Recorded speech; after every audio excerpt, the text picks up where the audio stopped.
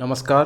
अब हम वर्ष 2019 का जो पेपर था ईएफएम का उसको हल करेंगे और अति लघु उत्तरात्मक प्रश्नों पर हम चर्चा करेंगे। वर्ष 2019 MDS university BCom third year EFM.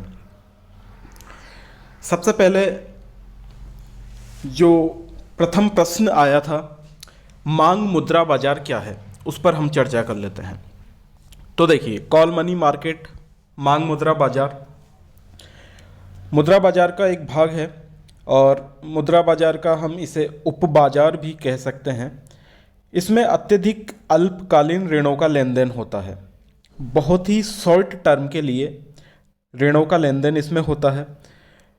जो बिल होते हैं उन बिलों के दलाल और स्कंद बाजार में जो ट्रांजैक्शन करते हैं ऐसे व्यापारी, उनको शॉर्ट टर्म में वित्तीय सहायता की आवश्यकता होती है ऐसे ट्रांजैक्शन करने के लिए, ताकि वो अपने जो उनके ग्राहक हैं उनको वित्तीय संबंधी आवश्यकताओं की पूर्ति कर सकें।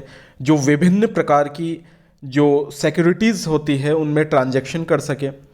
उन्हें खुद भी कोषों की आवश्यकता होती है ताकि वो लाभ कमाने के लिए जो उनके पास सिक्योरिटीज़ है उसको कुछ समय तक अपने पास रख सके। इस संबंध में जितनी भी वांछनीय जो फाइनेंस संबंधी पूर्ति है वो उनको व्यापारिक बैंकों द्वारा की जाती है।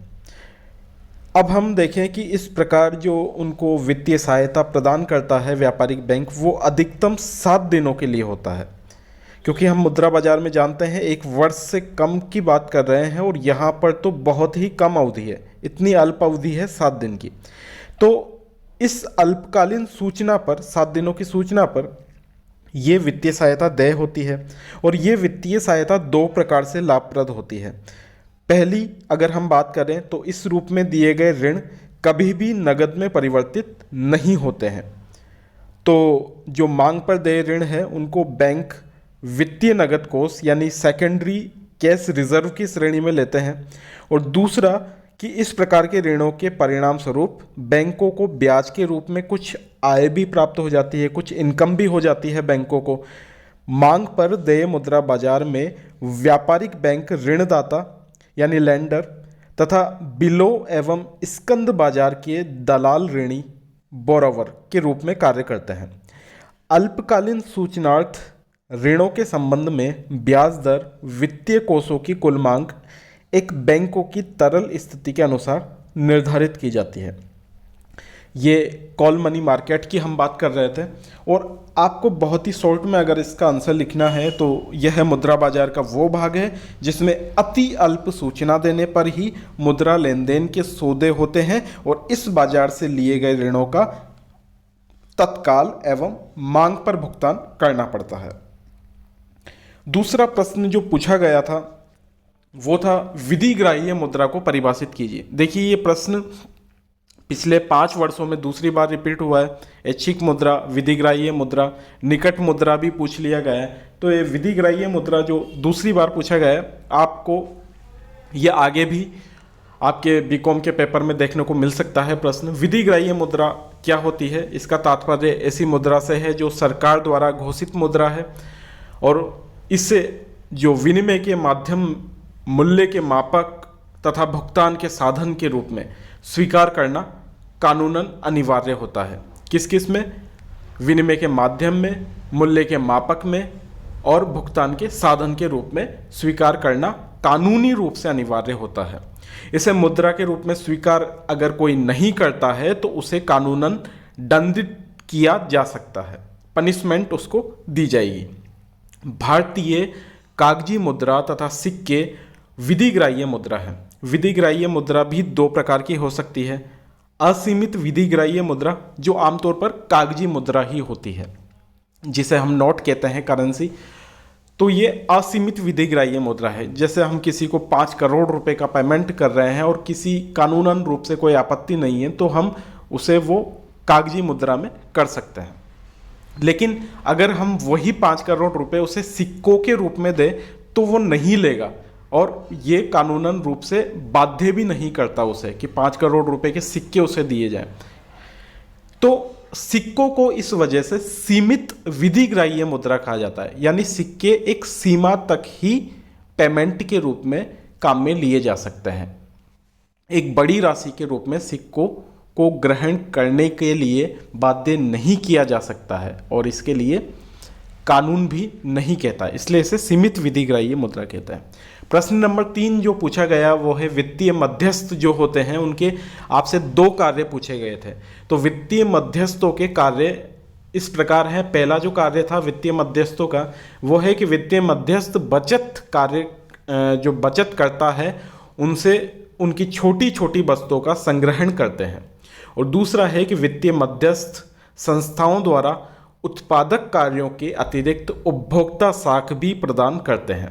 पहला कार्य वापस से सुन लीजिए वित्तीय मध्यस्थों का। वित्तीय मध्यस्थ बचतकर्ताओं से उनकी जो बचतें होती है, छोटी छोटी बचतें होती है, सेविंग्स होती है, उनका संग्रहण करते हैं। और दूसरा कार्य क्या करते हैं वित्तीय मध्यस्थ संस्थाओं द्वारा उत्पादक कार्यों के अतिरिक्त उपभोक्ता साख भी प्रदान करते हैं।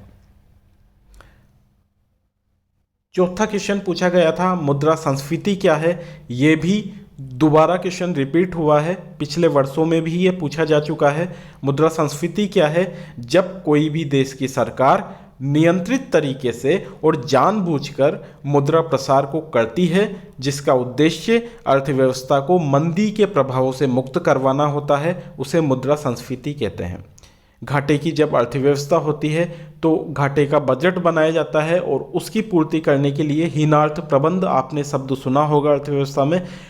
गवर्नमेंट चाहे तो सीमित मात्रा में और नियंत्रित तरीके से मुद्रा को छपवाती है और जानबूझकर मुद्रा प्रसार किया जाता है। मुद्रा प्रसार नेचुरली होता है, प्राकृतिक तरीके से होता है। मुद्रा संस्फीति प्राकृतिक नहीं होता है, ये गवर्नमेंट द्वारा किया जाता है। इसलिए हम इसे नकारात्मक रूप में नहीं ले सकते, ये अर्थव्यवस्था के लिए सकारात्मक होता है अगर सही तरीके से किया जाए तो। जबकि मुद्रास्फीति अगर अनियंत्रित तरीके से हो, डबल डिजिट में हो, ट्रिपल डिजिट में हो, तो वो अर्थव्यवस्था के लिए एक नकारात्मक बिंदु साबित हो सकती है। प्रश्न नंबर 5 की बात करते हैं। ये प्रश्न बार बार पूछा गया है आपसे। जो समीकरण ज़्यादातर आपसे फिशर और किन्स के समीकरण पूछे जाते हैं। यहाँ पर जो प्रश्न आया है उसमें फिशर और रॉबर्टसन के समीकरण को पूछा गया है। तो पहली बार पिछले 5 वर्षों में रॉबर्टसन का जो आपसे पूछा गया है समीकरण, तो यहाँ पर हम सबसे पहले फिशर के समीकरण की बात करते हैं। फिशर का समीकरण देखिए क्या कहता है, P बराबर M V plus M dash V dash upon T.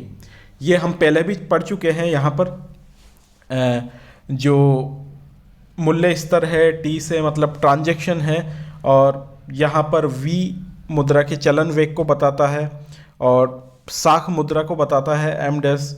इसी प्रकार M मुद्रा को बताता है जो चलन में मुद्रा है, और V उसकी वेलोसिटी यानी चलन वेग को बताता है।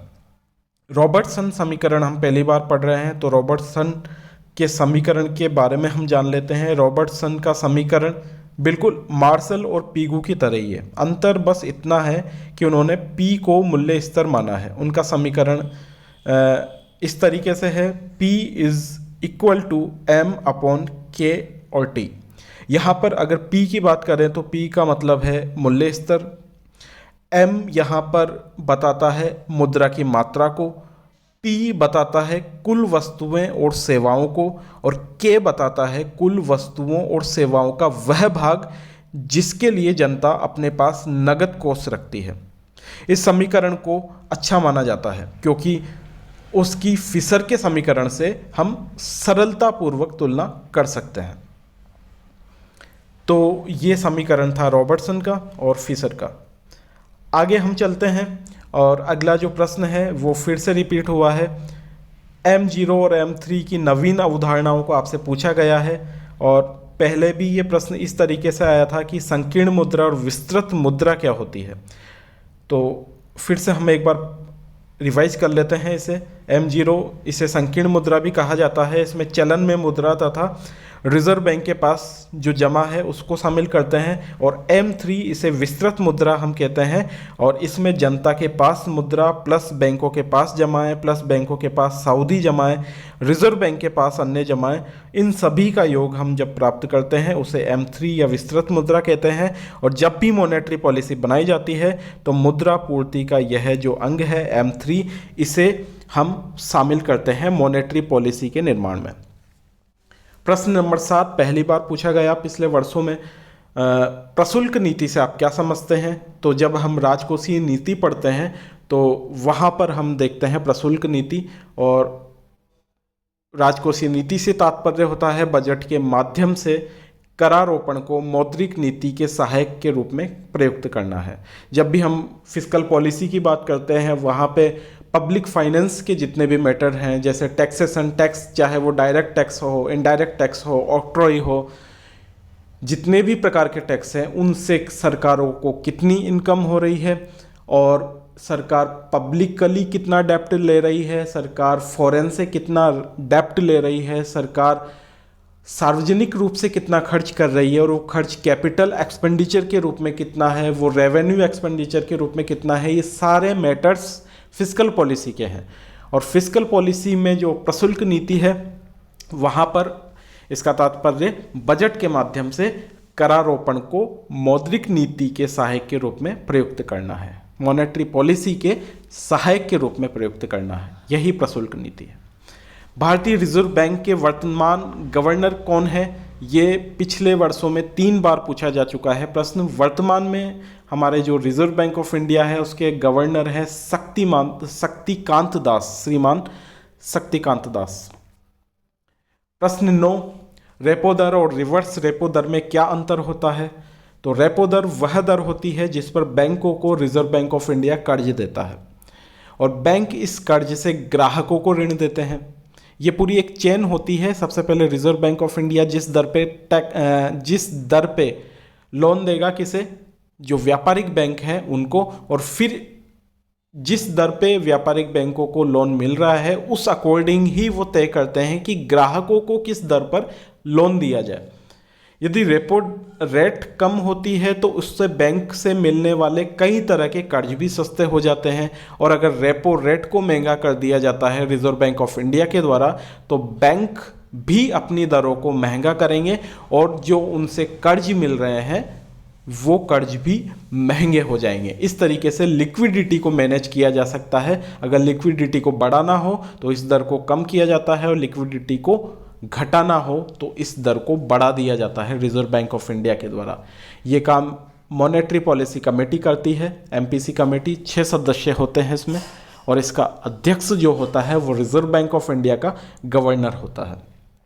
रिवर्स रेपो रेट इसके बिल्कुल विपरीत जो कंडीशन है, वह दर जिस पर बैंकों को उनकी ओर से रिजर्व बैंक ऑफ इंडिया में जमा धन पर ब्याज मिलता है। आमतौर पर कई जगह लिखा होता है कि वह दर जिस पर रिजर्व बैंक ऑफ इंडिया को दूसरे बैंक लोन देते हैं, लेकिन ये सही नहीं है, क्योंकि रिजर्व बैंक ऑफ इंडिया को दूसरे बैंक लोन नहीं दे सकते हैं। उनका ये इतना औकात नहीं होता है जो रिजर्व बैंक ऑफ इंडिया को लोन दे। टेक्निकली होता क्या है, जो अतिरिक्त जमाएं होती है बैंकों की, वो जमाएं रिजर्व बैंक ऑफ इंडिया के पास रखी होती है, और रिजर्व बैंक ऑफ इंडिया इसके बदले में कुछ ब्याज इन व्यापारिक बैंकों को दे देता है। रिवर्स रेपो दर बाजारों में नकदी की तरलता को नियंत्रित करने के काम में आती है। जब भी बाजार में बहुत ज़्यादा नकदी दिखाई देती है तो RBI रिवर्स रेपो दर को बढ़ा देता है, और जब नकदी की कमी होती है मार्केट में तो RBI रिवर्स रेपो रेट को कम कर देता है। जो अंतिम प्रश्न पूछा गया, विश्व बैंक की स्थापना किस वर्ष में हुई थी? तो यहाँ पर हम बात कर लेते हैं। विश्व बैंक की स्थापना 27 दिसंबर 1945 को हुई थी। विश्व बैंक की स्थापना, आपको ध्यान होगा, एक सम्मेलन हुआ था ब्रेटन वुड में 1944 में। उस ब्रेटन वुड सम्मेलन के तहत ही पुनर्निर्माण एवं विकास के लिए अंतर्राष्ट्रीय बैंक की स्थापना हुई थी दिसंबर 1945 में। और जो अंतर्राष्ट्रीय मुद्रा कोष है उसके साथ ही इसकी स्थापना की थी। इसने जून 1946 में कार्य करना प्रारंभ किया था विश्व बैंक ने। अगर हम बात करें IMF और वर्ल्ड बैंक की, तो ये दोनों ही एक दूसरे की पूरक संस्थाएं होती है। चलिए, यहाँ पे पूछा तो बस इतना गया था कि स्थापना कब हुई थी, हम साथ में थोड़ा जो विश्व बैंक के उद्देश्य हैं उनको रिवाइज कर लेते हैं एक बार। विश्व बैंक के जो उद्देश्य हैं उसमें सबसे पहला उद्देश्य है सदस्य राष्ट्रों के आर्थिक पुनर्निर्माण और विकास के लिए उन्हें लॉन्ग टर्म के लिए पूंजी उपलब्ध करवाना। विश्व बैंक द्वारा यह पूंजी कुछ उद्देश्यों के लिए हो सकती है, जैसे युद्ध जर्जित अर्थव्यवस्थाओं के लिए पुनर्निर्माण के लिए यह हो सकती है, शांतिकालीन आवश्यकताओं के अनुरूप उत्पादक शक्तियों को पुनः वित्त उपलब्ध करवाने के लिए यह हो सकती है, या जो अल्प विकसित राष्ट्र हैं उनमें साधनों एवं उत्पादन की सुविधाओं को विकसित करने के लिए ये हो सकती है। दूसरा है कि भुगतान संतुलन की समस्या से अगर कोई देश ग्रस्त है तो उनकी इस समस्या से छुटकारा दिलाने के लिए वर्ल्ड बैंक मदद कर सकता है। जैसे अंतर्राष्ट्रीय व्यापार के संतुलित विकास के लिए दीर्घकालीन पूंजी विनियोग को प्रोत्साहित कर सकता है, और सदस्य राष्ट्रों की उत्पादकता में वृद्धि करने के लिए मानव शक्ति की स्थिति एवं जीवन स्तर और अधिक उन्नत हो सके, इसके लिए वर्ल्ड बैंक कार्य कर सकता है। एक और उद्देश्य है विश्व बैंक का, वो है सदस्य राष्ट्रों में पूंजी निवेश, कैपिटल इन्वेस्टमेंट को बढ़ाना। अब वो कैपिटल इन्वेस्टमेंट को किस तरीके से बढ़ाता है वर्ल्ड बैंक, वो है निजी ऋणों या पूंजी निवेश के लिए गारंटी प्रदान कर सकता है। ये एक इनडायरेक्ट तरीका हो गया गारंटी देना। और दूसरा है कि निजी पूंजी निवेश को गारंटी दिए जाने के परिणाम स्वरूप यदि निजी पूंजी उपलब्ध नहीं हो पाए उसके बावजूद भी, तो फिर खुद वर्ल्ड बैंक वो अपने साधनों से जो उपयुक्त शर्तें होंगी उन पर उत्पादक कार्यों के लिए ऋण उपलब्ध करवाएगा। यानी पहला वो तरीका अपनाता है इनडायरेक्टली गारंटी देने का, और अगर वो तरीका सक्सेसफुल नहीं होता है तो वर्ल्ड बैंक खुद अपने साधनों से उत्पादक कार्यों के लिए ऋण उपलब्ध करवा सकता है डायरेक्टली। एक उद्देश्य होता है वर्ल्ड बैंक का जो शॉर्ट टर्म या वृहत तरीके की जो इकाइयाँ होती है, यूनिट्स होती है, तथा जो जितने भी प्रोजेक्ट होते हैं, जो आवश्यक प्रोजेक्ट होते हैं वर्ल्ड बैंक की नज़र में आवश्यक होने चाहिए, उनके कार्यान्वयन के लिए वो ऋण प्रदान कर सकता है या ऐसे ऋणों के लिए गारंटी भी दे सकता है। और एक लास्ट उद्देश्य है कि जो अर्थव्यवस्थाएं युद्ध के परिणाम स्वरूप खराब हो जाती है, डैमेज हो जाती है, उन युद्ध जर्जित अर्थव्यवस्थाओं को उनके शांतिकालीन अर्थव्यवस्था के रूप में कन्वर्ट करने के लिए उपयुक्त कार्यक्रमों को एवं परियोजनाओं को लागू करवाने में विश्व बैंक मदद करता है।